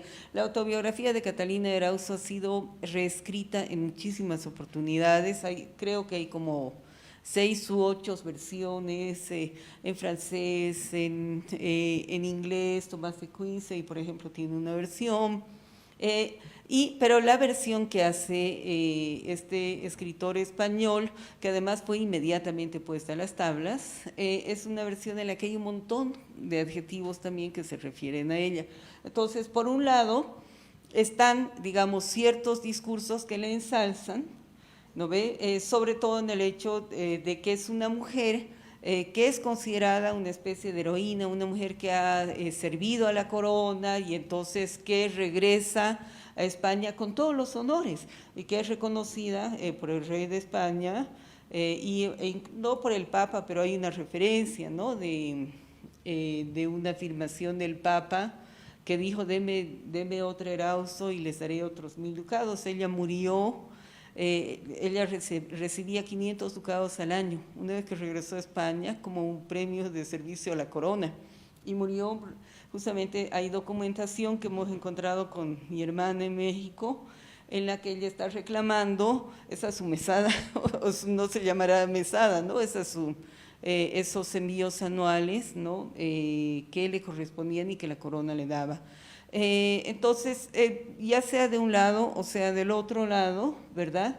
Había una forma en la que se aprobaba, ¿no ve? Estas mujeres. Además, en toda la tradición de la historia europea hay varias mujeres vestidas de hombre legitimadas, ¿no? Como Juana del Arco, y ella, por ejemplo, que ha sido recibida por toda la sociedad española del momento. Pero por el otro lado, pues había un tono de burla, un tono de desprecio a ella, como mujer vestida de hombre. No sé si había, no tengo ahorita un dato específico, en el que haya alguna de estas documentaciones, de las cuales tengo varias, en las cuales haya una forma de desprecio de ella por su identidad genérica, digamos, ¿no? Por el hecho de que ella esté más bien con la identidad genérica de varón, sino más bien está más relacionada con este tema físico, que ha sido muy utilizado en el caso de Catalina de Erauso. Ya. Bueno, me indican que solo puedo hacer una pregunta más y me gustaría hacer un comentario. Sí, literal, luego les voy a preguntar en privado. Ya. Bueno, la siguiente pregunta va para el compa que nos ha hablado más que todo por el lado jurídico. Vas a disculpar, no recuerdo bien tu nombre. La pregunta es, no sé si me podrías explicar cómo es que funciona ahora actualmente, ¿no?, este lado jurídico de las personas trans que no pueden casarse, que a mí me parece, digamos, que ahora sí tienen el nombre, pero ¿cuál es el problema, digamos, ahora? Porque si bien lo he escuchado, no lo entiendo. Pero te diré que, si bien es cierto, desde el año 2016 las personas transexuales y transgéneros pueden cambiar su dato de nombre, sexo e imagen. Luego, posteriormente, hubo una sentencia constitucional que reconoce la constitucionalidad de ese derecho, pero quita otro, es decir, señala de que las personas transexuales y transgéneros no tienen los mismos derechos en materia civil, política, económica. Bueno, dejando esta aberración jurídica, que seguro en los próximos 10 años igual habrán abogados, magistrados que se van a reír de lo que ha pasado el 2016 y juzgarán seguro a esta generación con rudeza, y ojalá lo hagan, porque están perjudicando a la vida de muchas personas. Te puedo decir que ya hay mujeres transexuales que han contraído matrimonio civil y lo están haciendo y están celebrando sus bodas con pompos y platillos. No les van a quitar ese derecho. Esas son personas que están resistiendo a ese tipo de componente jurídico aberrante. De hecho, hay una compañera cochabambina que recientemente contrajo matrimonio y ahora vino y le di un abrazo para decirle felicidades, ya eres señora de, y ella es una compañera transexual. ¿Y saben por qué? Porque también tienen derecho a burlar parte de esa estructura. ¿Y esta compañera qué ha hecho? Se fue a casar con su esposo a un registro civil del área rural de Cochabamba. Como no la conocen a la colega, tampoco, obviamente ella ha modificado todo su cuerpo, ¿quién va a dudar de su identidad de género? El oficial le ha pedido los documentos, cumplía con todo. 15 días después de que se publica el edicto para que alguien impugne el matrimonio, porque se puede hacer, no es casarse nomás al momento, ¿no? Alguien puede decir, un momento, esa persona era mi esposo, o aquí están sus hijos. Bueno, pasaban los 15 días y se celebró el matrimonio en ese registro civil. Y como ella, hay muchas personas transexuales que están contrayendo matrimonio, solo que no lo dicen públicamente, en la línea de lo que planteaba aquí mi compañero. Hay que burlar eso de alguna manera con el silencio. Pero si hoy anularían esas partidas matrimoniales, Bolivia se ganaría unos juicios internacionales en el sistema internacional. Y dado que últimamente estamos perdiendo juicios con hartos millones de bolivianos por árbitros y por otros temas más allá de la jurisprudencia interna, algunas demandas más, pero esta vez de personas transexuales, de gays, quizás le siente la mano al derecho interno boliviano. Tenemos que llevar estos casos a esos terrenos. Gracias Ronald. Bueno, tenemos que irnos. Bueno, les invito igual a seguir en redes sociales a Ronald, a Mónica, a Yosmane, o seguir los próximos conversatorios del Centro Cultural de España, Memorias Desobedientes, el último miércoles de cada mes. El siguiente conversatorio vamos a mirar ya el siglo XX. Y bueno, nos vamos agradeciéndoles a todos, todas y todes, a los chicos y las chicas de todes, gracias por su presencia. Gracias por convocarse, autoconvocarse también, así que hasta la siguiente vez con Memorias Desobedientes. Nos vamos.